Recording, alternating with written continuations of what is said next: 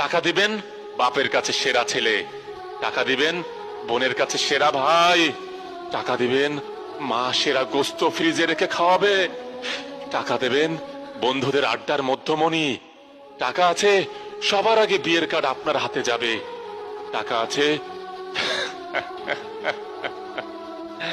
Police আপনাকে sir বলবে, টাকা আছে বাড়ির আশেপাশে 2 পা ও 4 পাওয়ালা কুকুর ঘুরঘুর করবে। সম্মান না বন্ধু, টাকা কামাও, টাকা এই যুগে সম্মান কিনতে পাওয়া যায়।